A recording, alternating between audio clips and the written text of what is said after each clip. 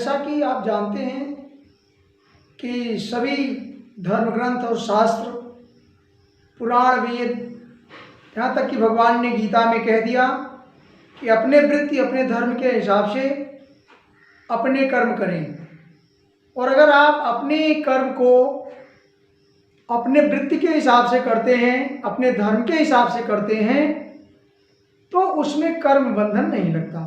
कर्म बंधन का मतलब चाहे आप अच्छा करें चाहे आप बुरा करें, उसका जो भोग होता है अर्थात उसकी जो परिणित रिजल्ट मिलते हैं उसमें आपको बंधन लगता है।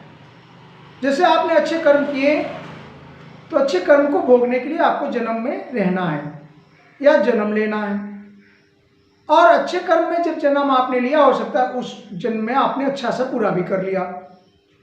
तो जब आप कर्म करते हुए अच्छे बुरे का ज्ञान तो करते हैं, लेकिन कर्म अच्छा हो या बुरा हो, चाहे शास्त्र विहित हो, और शास्त्र के अनुरूप नहीं होने पर कर्म बंधन अधिक लगता है। लेकिन कर्म बंधन छूटे कैसे, उसके लिए भगवान ने कई जगह शास्त्रों में ये बात कही है कि आप कर्म को हमारे ऊपर समर्पित कर दें, हमारे लिए समर्पण कर दें, कर्म करिए।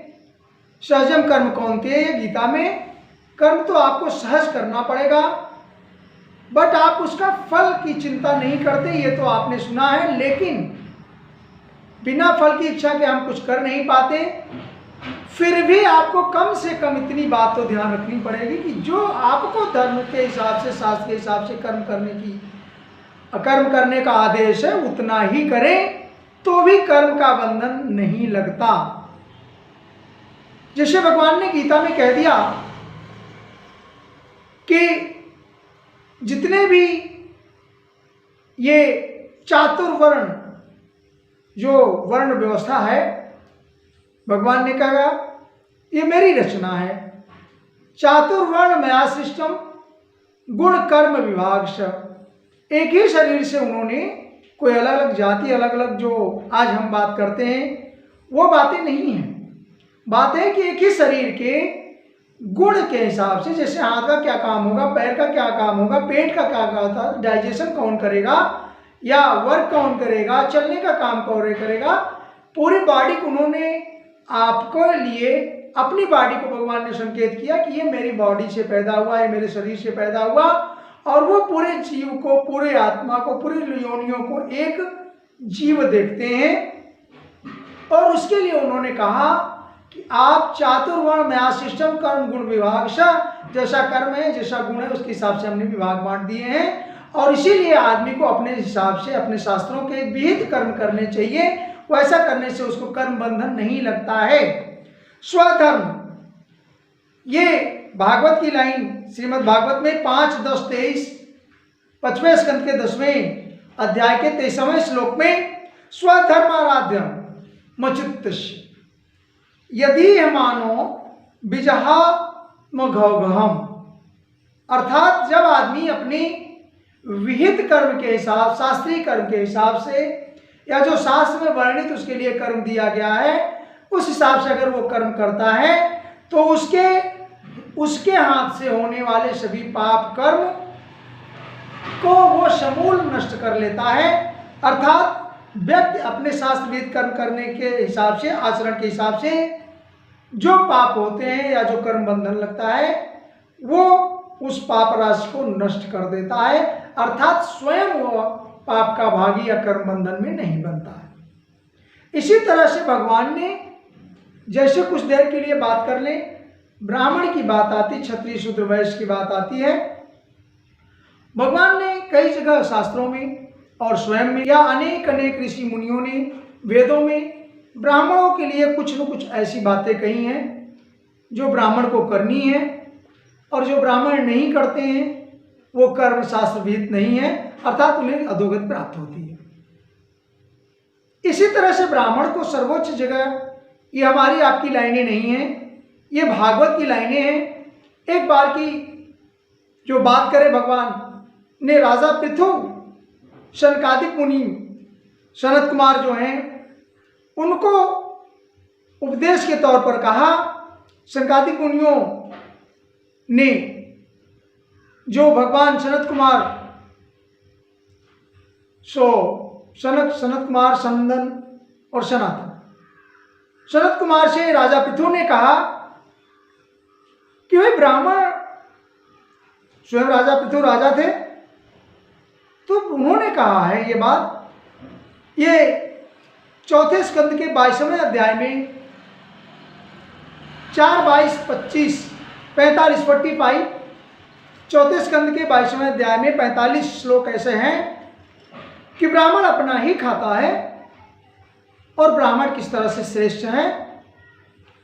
राजा पृथु ने सेनापत्यम च राजा च दंड नेतृत्व विधान च, कहते हैं वास्तव में सेनापति का काम हो, सेनापतित्व हो, अर्थात उसको मशविरा देना हो, राजा को मशविरा देना हो, दंड विधान की कोई व्यवस्था हो, सर्वलोकाधिपत्यम, और सब संपूर्ण लोगों के आधिपत्य या संपूर्ण लोगों पर शासन करने का, च इतना ही नहीं, वेद शास्त्र विदर्हति, और वेद शास्त्रों का ज्ञाता।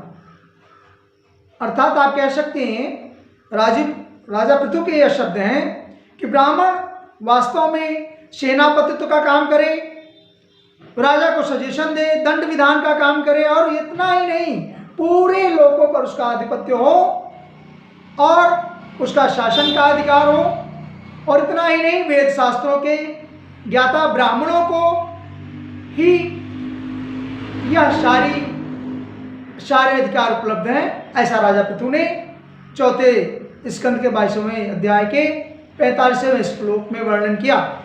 और इतना ही नहीं, इसके पश्चात उन्होंने कहा ब्राह्मण कुछ नहीं हमारा लेता, यहाँ तक कि किसी भी वर्ण का वो कुछ नहीं खाता, ब्राह्मण स्वयं अपना ही खाता, अपना ही दान करता है। इस तरह से उसी स्कंद के 14 स्कंद के 22वें अध्याय के 46 श्लोक में, अगले श्लोक में भगवान ने, राजा ने इस तरह से कहा, स्वमें ब्राह्मणों भुंके, ब्राह्मण अपना स्वयं का खाता है, स्ववस्त्रे स्वददाति च, वो स्वयं का वस्त्र पहनता है और स्वयं दान देता है।